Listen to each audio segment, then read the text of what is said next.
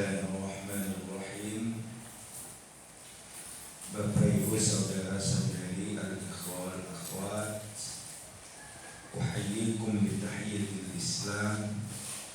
Assalamualaikum warahmatullahi wabarakatuh. Alhamdulillahi rabbil alamin. Wassalatu wassalamu ala asyrafil mursalin wa ala alihi wa sahbihi ajma'in, amma ba'd.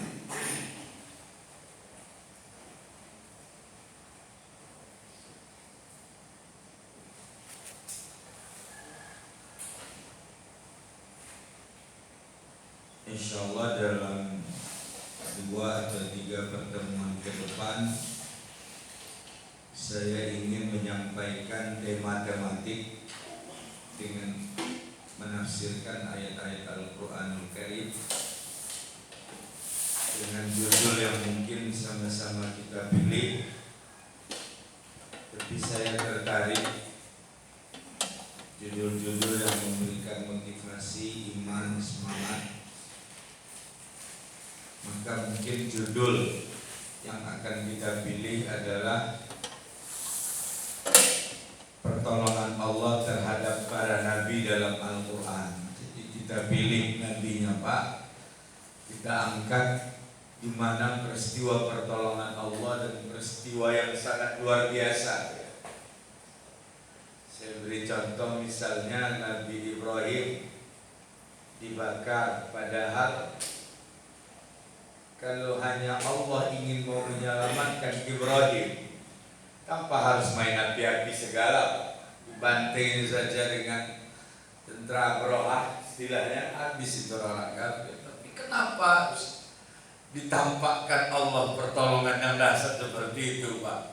Orang berkuasa angkat dia lalu dibuang dalam api sampai 3 hari 3 malam. Begitu 3 hari 3 malam api pada dia masih sehat. Masihkah akal bisa bercerita ketika itu? Allah ingin menampakkan kekuasaan, kemaharajaan dan mukjizat yang luar biasa. Jadi bukan permasalahan untuk mengalahkan dan memenangkan saja, tidak. Nah, banyak sekali pertolongan Allah itu saya melihat, ya. Tentu kita berharap dalam banyak kondisi ya Nabi sudah tidak ada lagi, ya. Maka pertolongan Allah itu muncul pada umat Islam dalam beberapa tempat, beberapa kasus dan beberapa kondisi. Nah, pagi ini saya akan angkat dulu, mungkin banyak pendekatan juga, bisa sejarah, bisa ilmiah, yaitu pertolongan Allah kepada Nabi Nuh alaihissalam. Nanti juga saya teringat ingin mengangkat pertolongan Allah kepada Nabi Ayub. Nabi Ayub luar biasa, Pak, ya. Itu konteksnya penyakit dia, ya, luar biasa. Setan yang buat, tapi tangan Tuhan yang main, itu tadi. Ya usaha manusia juga mungkin sudah ada, Pak, kan gak mungkin juga begitu dia sakit dan terserah Tuhan. Kan saya rasa gak begitu juga, Pak. Siapapun manusianya, apalagi Nabi, pasti dia sudah berusaha, ya terserah Engkau ya Allah, kan begitu istilahnya.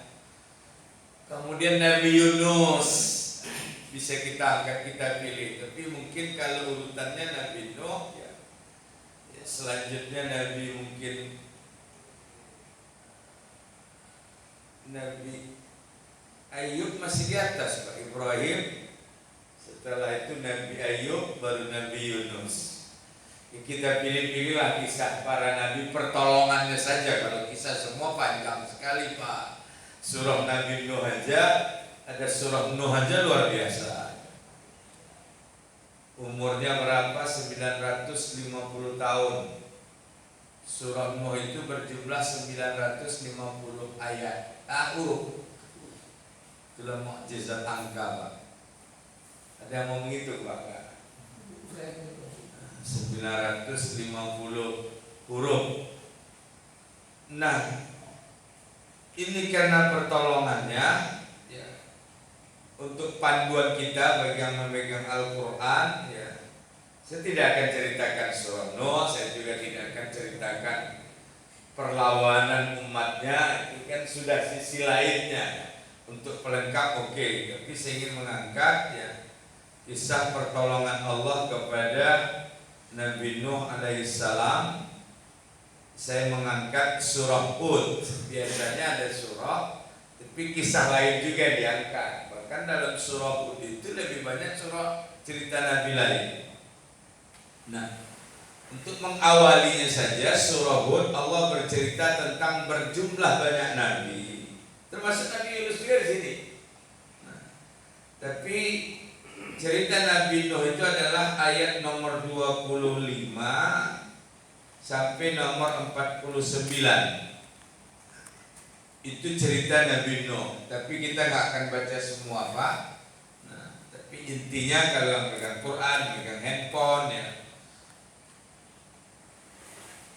Kalau dulu nggak boleh orang pegang handphone, Pak. Lagi Ustaz ceramah. Sekarang orang pegang handphone ya. Sama mahasiswa dulu kita larang, tapi sekarang mahasiswa udah buka handphone, laptop sama aja. Kemajuan teknologi. Nah, tapi saya tidak lari dari judul bahwa peristiwa pertolongan Allah ya. Tapi boleh kita angkat yang lain. Ayat nomor 25 sampai nomor 49.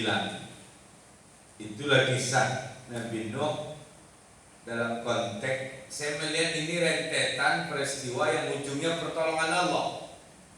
Kalau dalam surah Nuh itu kan masih peristiwa berantem dengan kaumnya, Pak, kan?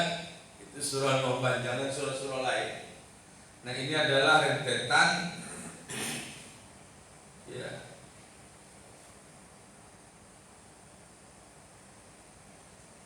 Ujung dari apa itu nanti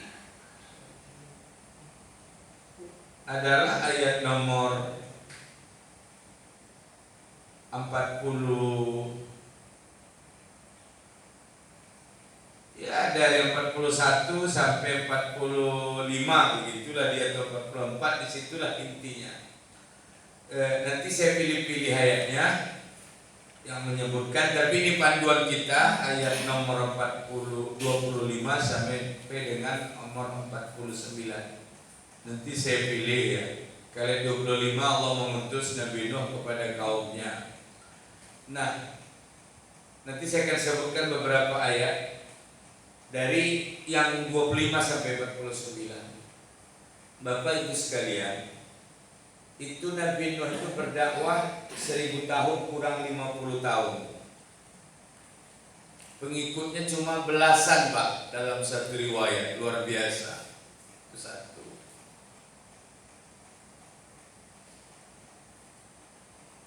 Kejahatan umat Nabi Nuh nomor satu adalah kekufuran dan melawan Nabi Nuh.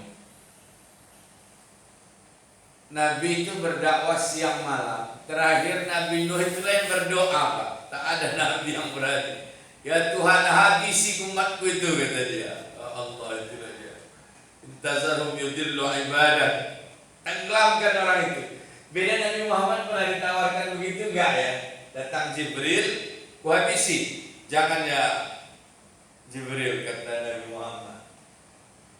Allah mahdi qaumi innahum qaumun la yafqahun. Beri hidayah karena mereka tidak mengetahui. Luar biasa. Kalau Nabi Nuh ini sudah sekian, udah rahasia, diam-diam siang malam sampai 950 tahun. Nah, sebelum azab itu datang, nah inilah dia, sebelum azab umat kepada umat Nabi Nuh itu datang, ada peringatan, Pak, dalam ayat lain. Substansinya kan kita nggak keluar dari ayat ini. Yang saya sampaikan judul-judulnya ada ayat dari 25 ini, Pak, tapi rincian itu pada surah-surah lain. Agak susah kita membolak-balik ayat apa surah lembarannya. Ada 3 peringatan yang Allah berikan sebelum diazab Tuhan. Jadi sebelum azab itu ada peringatan, Pak, nggak mungkin langsung. Apa itu? Pertama, istri mereka nggak ada, istri para umat Nabi Nuh itu nggak ada yang hamil selama 40 tahun. Itulah dia. Jadi mandul semua 40 tahun. Yang kedua, tanaman yang mereka tanam tidak ada yang berbuah selama 40 tahun. Itulah tahapan apa itu cukup lama. Kenapa umur mereka panjang ya? Ini memang banyak kajian bisa kita diskusikan. Baru tahapan ketiga, hujan tidak turun selama 40 tahun. Itulah peringatan. Sebelum mau dibantai Tuhan ini, mau dihabisi. Nah,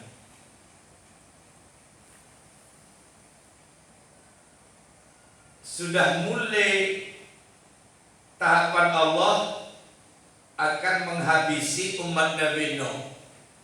Tapi yang dihabisinya bukan Nabi Nuh, Pak.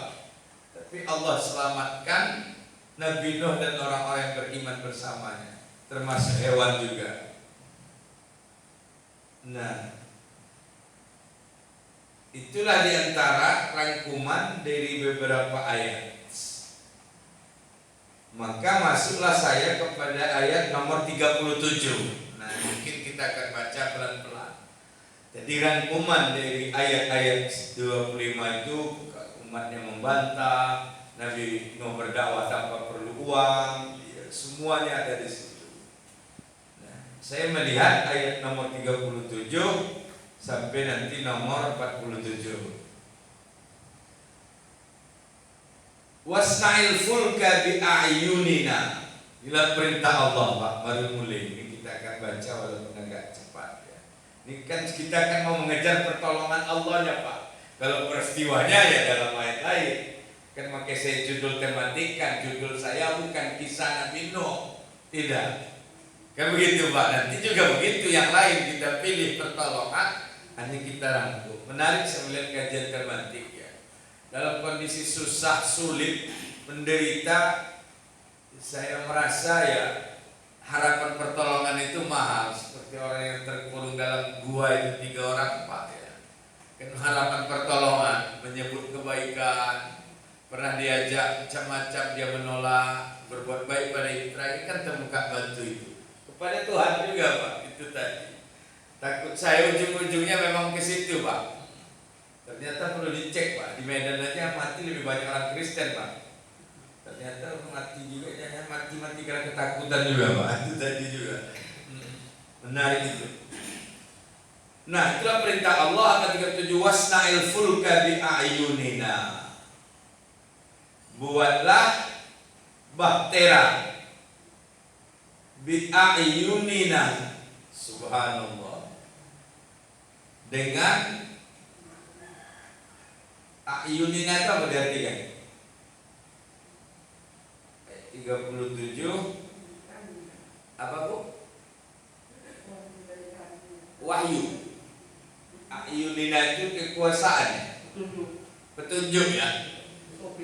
Sebenarnya SOP, sebenarnya ayun, makanya saya bilang saya gak kecil kali gak baca terjemah, Pak. Makanya bahasa ayun itu jamak dari ain.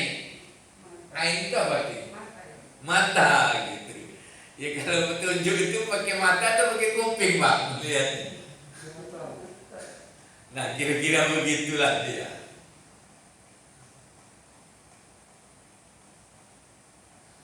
Misalnya kita perang ini, supaya tahu kekuatan musuh, kita kirim dulu siapa, Pak?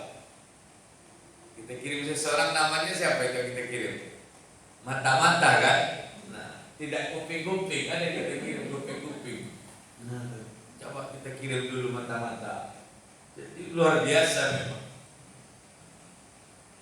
Nah, kita nggak pendekatan bahasanya banyak ya. Nah, wasna'il fulka bi'ayunina, dengan petunjuk kami wa wahyina. Perintah ini, Pak. Jadi ini udah bermain peranan Tuhan, saya melihat. Wala tukhatibni fil ladzina zalamu. Ini terjemahan saya, Pak. Ya, saya enggak baca terjemahan buku. Jangan kau ngomong lagi tentang orang-orang zalim ya Nuh, kira-kira begitu. Janganlah kau sebut lagi wala tukhatibni. Jangan kau adukan lagi saya kepada orang tentang orang-orang zalim itu. Innahum mughraqun, mereka itu akan musnah, ditenggelamkan, selesai. Arti udah yang ngomong lagi, nah berkuat di situ. Subhanallah. Dan ini janji Tuhan, tidak ada main-main, Pak. Ini Al-Quran, dan Al-Quran ini tidak mungkin dusta. andai kata Quran didusta, pasti terbongkar Pak, dari 1500 tahun, nggak mungkin. Itu pengakuan banyak profesor barat yang non muslim malah. Kalau memang Quran didusta, nggak bertahan lama Pak. Itu tadi. Makanya kalau pemimpin ada presiden berdusta, maka tahan lama juga itu Pak. Pemimpinnya ya, saya tidak menyebut Jokowinya Pak, istilahnya suasana pemimpin. Nah, lalu ayat 38, wa yastamul fulka, lalu dia buatlah bahtera. Subhanallah. Wa kullama marra alaihi mala'un min qaumi sakhiru minhu. Setiap malak itu artinya petinggi-petinggi kaum Pak, orang-orang kafir. Jumpa bukan ayat kan? Jadi al-malak di situ ya tokoh-tokoh kafirnya lah, kepala-kepala gengnya lah. Ketika lewat, ya kan masyarakat awam juga banyak yang tak peduli juga kan. Tapi yang tokoh-tokohnya, kullama marra alaihi mala'un min qaumihi, dari kaumnya, sakhiru minhu, mereka olok-olokkan, apa itu buat kapal? Qala in taskharu minna fa inna naskharu minkum kama taskharun. Nabi Nuh menjawab, kalau kalian memperolok-olokkan kami, suatu saat kami juga akan perolok-olokkan kalian, sebagaimana kalian memperolok-olokkan kami. Itulah kira-kira.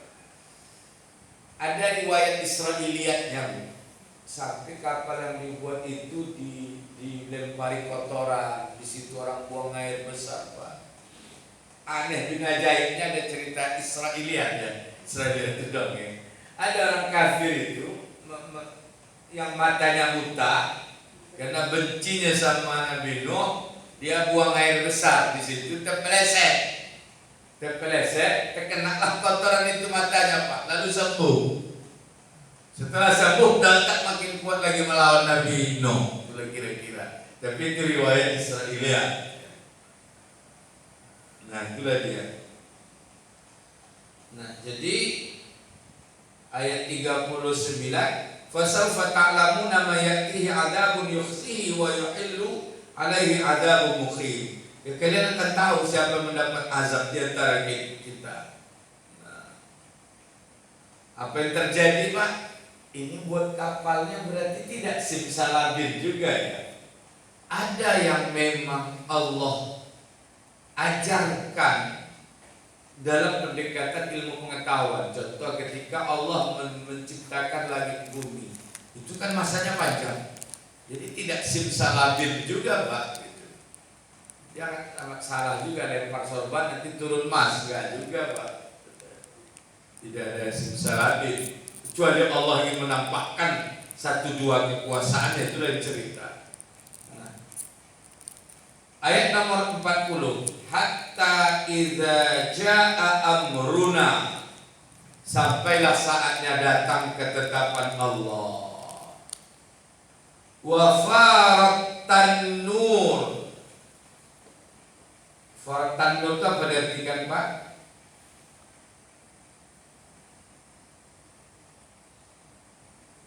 Sampailah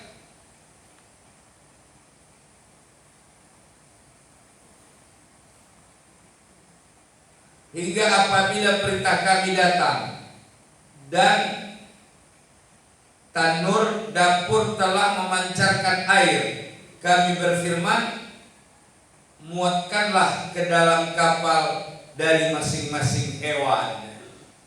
Jadi saya melihat wafarat tanur itu dikatakan dapur ya Pak. Mungkin sudah mulai dari satu tempat keluar air kecil Pak, membesar. Coba Ibu bayangkan ya, tiba-tiba ada di Patandus, tiba-tiba muncul anak air, bertambah. Jadi ini kan luar biasa Pak. Nah, kalau penyebab bejana yang di dapur ya. Bejana pabrik itu dia sangat kuat. Karena dia tahan terhadap tekanan yang tinggi. Jadi dia ada konveksi di situ. Jadi kalau dilepas itu airnya itu Bisa meledak semua. tapi dia bahannya kuat. Oh kuat Bahannya tahan terhadap tekanan. dan tidak. Oh di dalam pabrik ada Pak? Ada Pak. Kalau udah jebol itu bisa hancur semua. Ya. Tapi tidaklah mungkin seperti Nabi Nuh ini tadi ya. Makanya mungkin tidak sebesar itu. Iya, tapi permisalannya begitu ya. Oh, inilah saya dapat ilmu baru. Itulah yang tahu ya orang perusahaan, Pak, orang PT. Jadi di perusahaan itu ada memang tanur. Namanya apa Pak? Dalam istilah kita. Namanya itu tunnel. Oh mirip ini juga ya, tunnel tanur Itu gitu. pakai bahasa yang sama. Subhanallah, ini kan ilmiahnya luar biasa juga. Jadi kali itu membludak, itu keluar bilang naik. Jadi pasti karena tekanan tinggi dia pasti dia nahan tekanan besar, pressure. Nah, kan terjemahan ini kan nggak mengerti ya memang susah juga nerjemahkan seperti apa Pak ya, harus keterangan memang yang betul-betul ilmiah ya. Subhanallah, tanur ya sudah ada dari dulu. Itu di perusahaan-perusahaan Pak ya. Pabrik baja maksudnya. Luar biasa, saya dapat ilmu banyak ini kalau untuk itu saya aktif betul Pak. Tadi kan saya menafsirkan lepas ternyata tanur di pabrik-pabrik itu ada seperti apa dia Pak? Seperti kuali. Seperti ada seperti tangki vessel, ada seperti yang untuk menahan panas. Dia cukup kuat itu menahan. Cuma panasnya tertentu. Tapi untuk ukuran biasa itu sangat kuat. Sangat kuat normal. Artinya sudah diprediksi nggak bisa jebol lah ya. Tapi begitu jebol terjadi malapetaka, kira-kira begitu Pak. Subhanallah ya.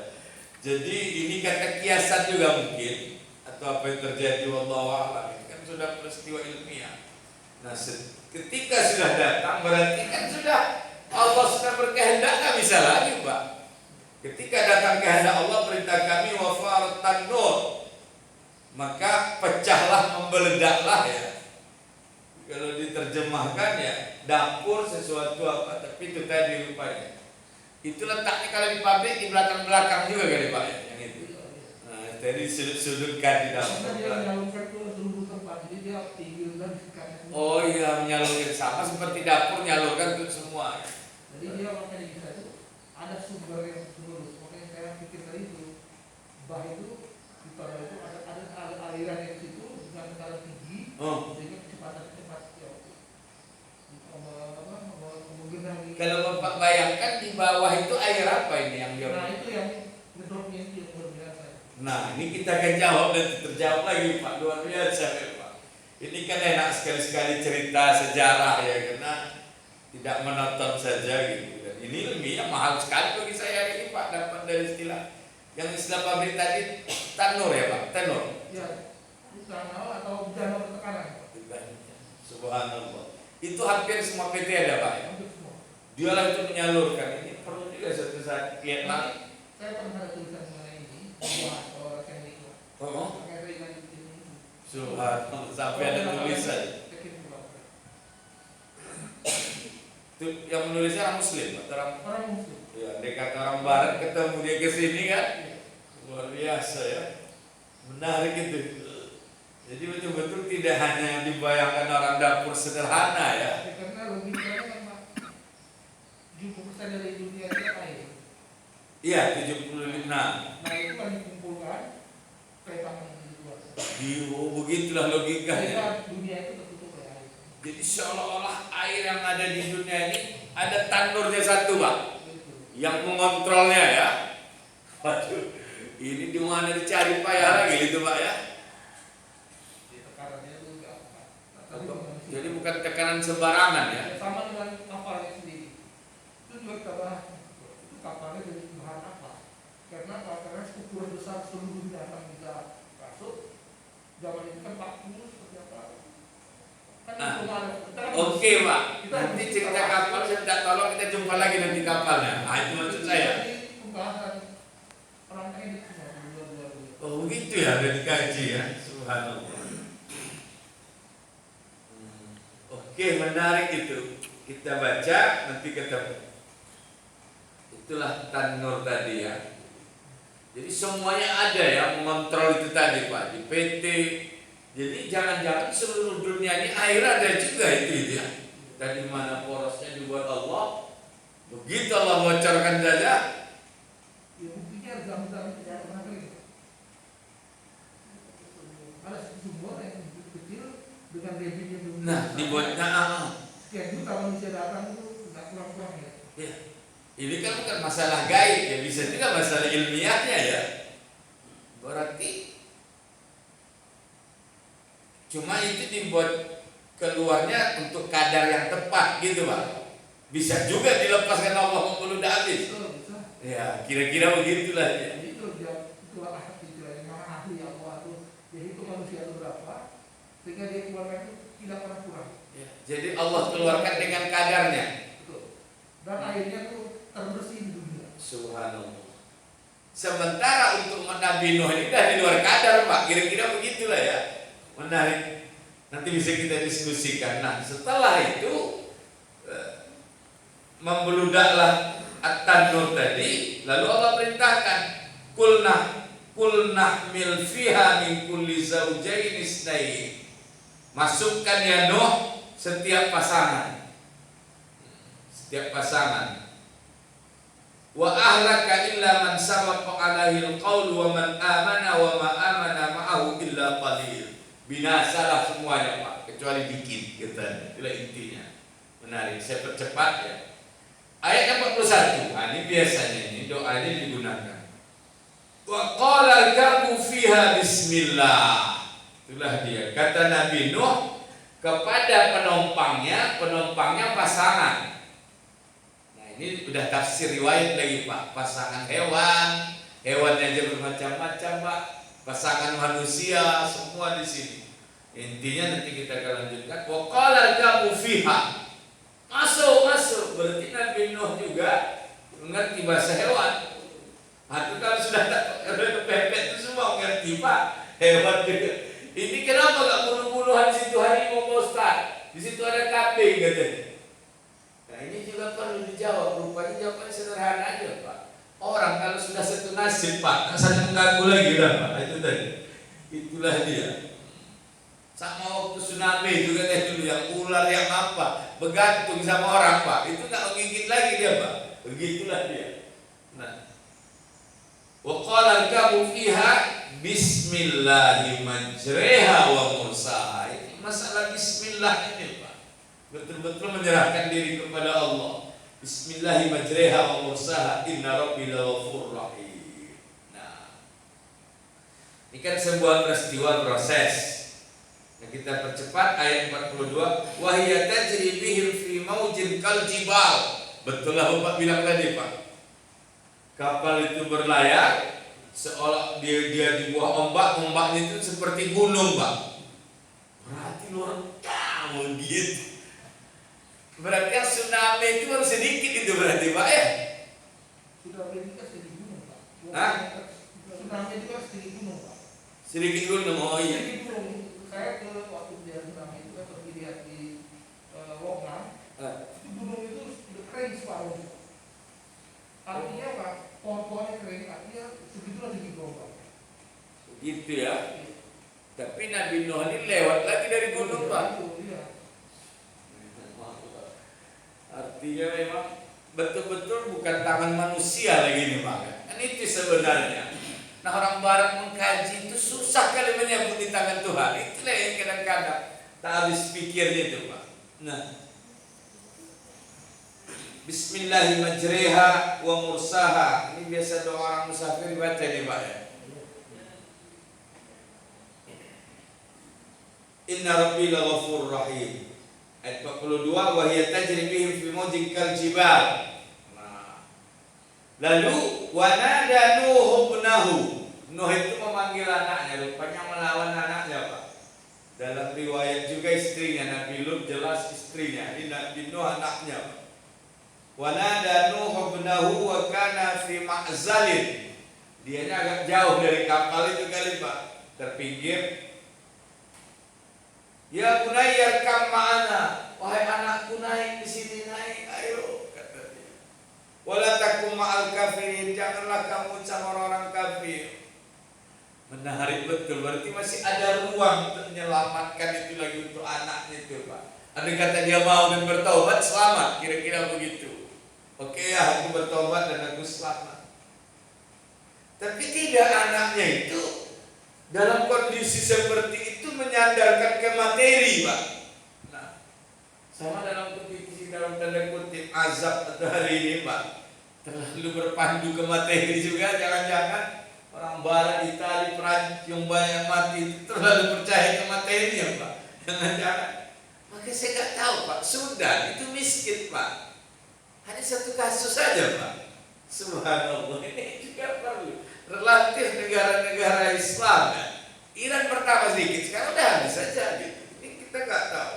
Ternyata anak itu mengandalkan materi. Itulah dia ayat nomor 43. Sa'awi ila jabalin. Enggak ya, aku akan ke gunung, kata dia. Coba, aku akan berlindung.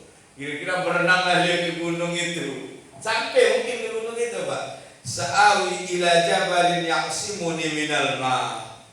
Kan dia berpikir materi. Aku akan pergi ke gunung, gunung itu akan menyelamatkan aku. Padahal hari itu sudah tidak berpikir materi lagi. Nah, kalau hari ini juga nanti orang yang di kamar dikunci kena juga semua, Pak, mau diapain lagi, mau kemana lagi, Pak? Nah itu tadi. Kadang-kadang saya juga berpikir, Pak, yang kena pangeran sekarang 14 di Saudi, kemudian di Inggris pernah namanya ini. Orang itu orang steril itu, Pak. Negara yang bersih, orang nggak boleh mendekat, Pak. Kemudian dokter pribadi loh, kok dia yang kena? Tiba-tiba di pajak melati itu setiap hari ibu-ibu itu jual apa semua, apa boleh buatlah Pak Ustaz, katanya. Tuhan sayang sama kami, syok itu Tuhan, katanya. Yang kadang-kadang Kristen gitu juga, mau diapain juga, katanya. Istilahnya kalau nggak begini pun mati juga nyawa, katanya. Butuh makan juga, katanya. Tapi yang nggak ada, kan? Ini yang kadang-kadang maksud saya bukan berani atau melawan. Pola pikir dan materi itu ternyata sebuah kekuatan, Pak. Itu yang tadi yang perlu diangkat. Dan jangan-jangan itu imun yang paling hebat ya. Ini saya mohon maaf kalau ada dokter sini, minta maaf lah ya. Ini tidak bercerita itu. Nah, tapi dia berpikir materi. Sa'awi ila jabalin ya'simuni minal ma'. Apa jawab Nabi Nuh? La asimal yawma min amrillah, la asimal yawma min amrillah illa man rahim. Nah, ada lagi yang bisa selamat hari ini. Kan Nabi Nuh itu melihat dari iman, Pak. Nah, subhanallah, ini bahasa inilah yang maunya muncul, Pak ya. Ada, itu yang saya inginkan.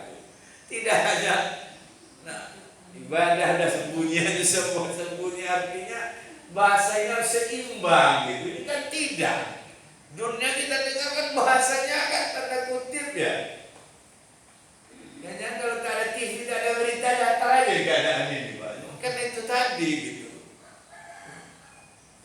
Nah, ini kan masalah azab mati tidak kan gaya aja macam-macam, ada gunung, ada apa macam-macam.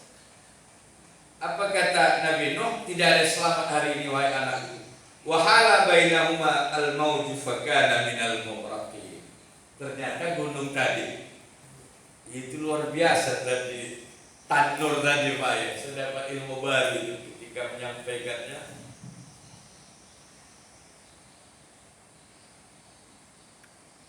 Itu yang PT tadi itu gas ya atau air, macam-macam, Pak, istilahnya.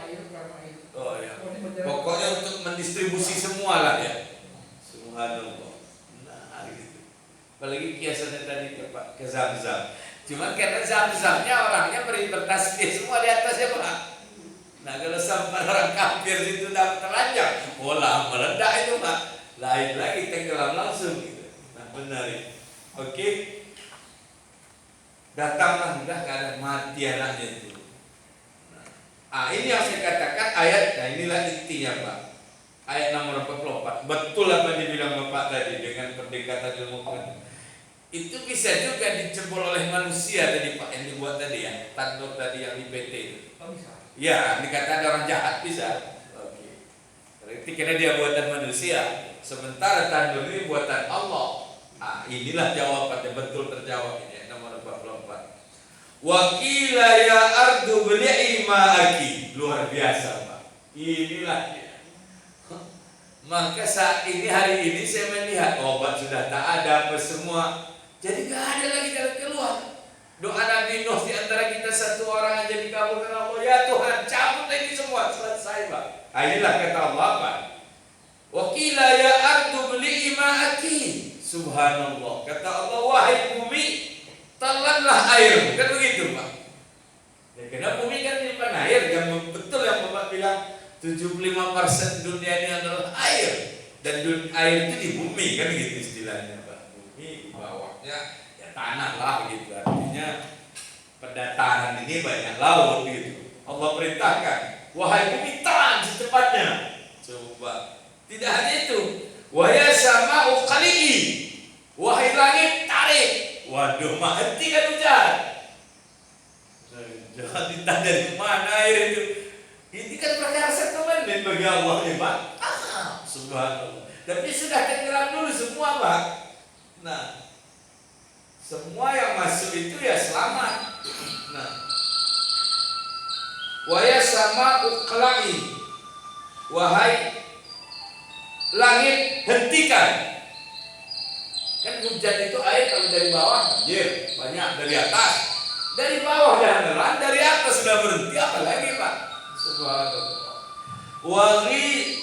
Waghidal ma'u wa qudiyal amru wastawat 'alal judi. Inilah dia. Waghidal amru ya. Waghidal ma', maka habislah air. Wa qudiyal amru, perkara Allah selesai. Wastawat 'alal judi, maka berlabuhlah kapal Nabi Nuh 'alal judi. Ini yang mau saya terangkan sedikit, Pak. Ada kata al-judi dalam Al-Quran. Ini penting sekali dan sangat ilmiah, seperti apa yang disampaikan oleh bapak orang tua kita tadi dalam makna tanur tadi ya. Nah, jadi dari perintah Allah maka dia berlabuh di al-judi. Semua tafsir mengatakan al-judi ini adalah gunung, Pak. Dan semua ilmuwan mengatakan al-judi ini adalah satu gunung. Dan satu gunung ini terletak di Turki, Pak. Gak ada yang beda pendapat. Nah, di Turki kalau naik pesawat dari Istanbul itu lebih kurang 1 jam 1000 km. Ada satu wilayah namanya Pegunungan Ararat. Bapak bisa baca di internet, ada langsung Ararat. Gunung Ararat Turki muncul. R-nya 2 itu 1 ya, lebih kurang lah ya dengan cara penulisan. Ararat. Itu wilayah pegunungan, Pak, penduduk sedikit. Waktu saya ke Istanbul mau ke sana cukup mahal juga, lebih enak ke tempat lain. Dia wilayah pegunungan, di pinggirnya laut. Nah, wilayah pegunungan itu Ararat. Salah satu dari pegunungan itu namanya Al-Judi. Di Bibel ada, Pak, bahwa kapal Nabi Nuh itu berlabuh di pegunungan Ararat. Nah, jadi itu di Bibel, kapal itu berlabuh di pegunungan Ararat. Kalau sempat 70 gunungnya banyak nggak? Mana dipilih, Pak? Tahu nggak itu wilayah pegunungan? Tapi Al-Quran berani mengatakan, Pak, kapal terberlabuh di satu gunung namanya Al-Judi. Ada gunung itu sekarang, Pak. Subhanallah. Dan kapal itu ada di situ sekarang, walaupun masih banyak ya, analisa, tapi sudah tenggelam di kedalaman sekitar 20 km karena perubahan alam ya. Subhanallah. Ternyata ilmuwan, kita baca dari internet sekarang, seluruh ilmuwan mengatakan bahwa peristiwa itu di Turki, Pak. Nah, dan peristiwa itu di wilayah Ararat tidak ada ya, cuma panjang kapalnya, Pak, itu mungkin ada. Artinya apa? Nah, nanti kita akan baca ini. Nah, saya cerita kapal sebelum kita lanjutkan ya. Nah, jadi Al-Judi itu gunung. Dan arkeolog baru sudah ngecek, ternyata betul situ kapal itu ada sekarang. Subhanallah. Ya, tapi udah dengan kajian ya, udah kedalaman apa semua. Nah, ternyata kapal Nabi Nuh itu ya ini ya, walaupun analisa ya, dan mungkin kita baca di internet banyak pendapat, tapi saya berpihak ke pendapat ini. Kapal Nabi Nuh itu lebih besar dari kapal induk Amerika terbesar di dunia sekarang nih Pak. Ada 10 kapal induk terbesar di dunia. Yang paling besar nomor 1 itu kapal induk Amerika. Hah? Eisenhower itu Pak, dia terbesar. Oke. Berapa? Nah, itu tahannya lama, bisa untuk apa pesawat sekalian Pak ya? Apa landing sama take off pesawat Pak. Dan itu tidak akan rusak-rusak Pak. Udah 50 tahun digunakan langsung tanpa steril langsung, luar biasa memang. Ada nomor 2 lebih pendek, ada nomor 3, tapi nomor 1 itu kenal tadi Pak ya. Nah, menarik. Itu luasnya berapa? 4,5 hektar. Dek, ini saya nggak tahu istilah dek ini apa Pak. Jadi bukan, kalau hektar ini kan luasan ya, bidang Pak ya, semua kan persegi yang bisa. Kalau jalan kan tidak, misalnya 1000 kilo kan ya, paling berapa meter tapi panjang gitu. Dia hektar ini sama seperti beli tanah kita. Misalnya 20 kali 20 berarti 400 meter. Nah, 1 hektar itu berapa meter? 10.000 meter. Nah, kapal Amerika itu yang terbesar itu 4,5 hektar. Dek, ini saya nggak mengerti. Mungkin landasan pacu dek itu Pak ya. Berarti mungkin mencakup semua itu, termasuk tingkatan juga kali Pak ya.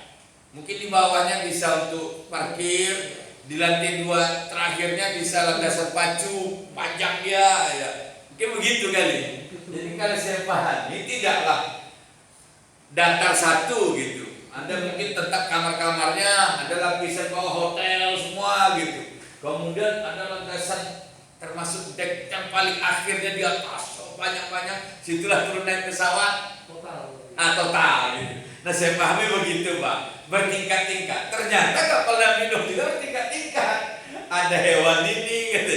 Untuk hewan aja jadi ada tingkatannya lagi Pak. Nah kalau sempat digabungkan nanti harimau sama kambing gimana itu Pak? Nah, manusia luar biasa. Jadi, nah ini kan tidak bisa membayangkan. Jadi 4,5 hektar. Nah,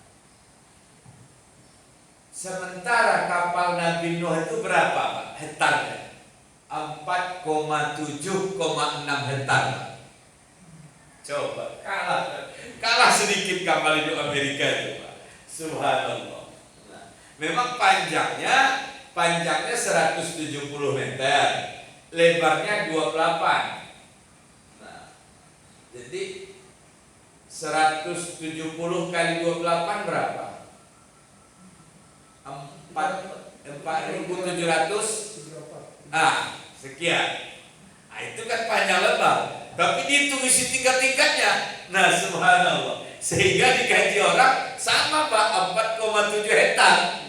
Subhanallah. Ini jangan bayangkan tanah ya. Nanti Bapak punya sawit di kampung terbayang itunya langsung Pak. Luas sekali Pak Ustaz gitu kan. Ini kan bertingkat-tingkatnya deksnya.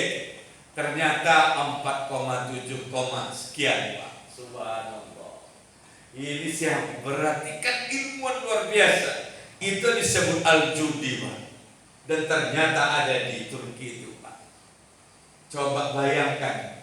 Apa enggak beriman orang kafir itu? Tak mungkin Muhammad itu tahu ini kalau bukan ini wahyu dari Allah Subhanahu wa taala. Inilah dalam konteks wastawat alal judi. Subhanallah. Terakhir, ya sudah selamat berlabuh di situ. Itulah mengeluh Nabi Nuh sedikit kepada anak, untuk anaknya kepada Allah. Ayat nomor 45. Wa nada Nuh rabbahu faqala rabbi inna bini min ahli wa inna wa'dakal haq. Rupanya anak Pak, siapapun dia tak bisa dibohongi ya. Ayat 45. Nuh berdoa, ya Tuhan, itu kan anakku ya Allah gitu. Engkau kan Maha Adil, Engkau Ahkamul Hakimin. Itulah ayat nomor 45. Lalu ayat nomor 46 dibantah oleh Allah.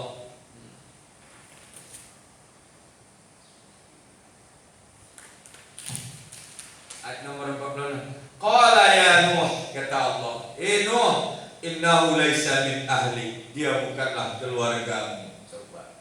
Ternyata Islam itu keluarga yang hebat. Innahu laisa min ahli. Innahu amalun ghairu salih. Dia bukanlah amalnya yang baik. Karena kafir tadi, fala tas'alni ma laisa laka bi ilmu. Allah marah lagi udah.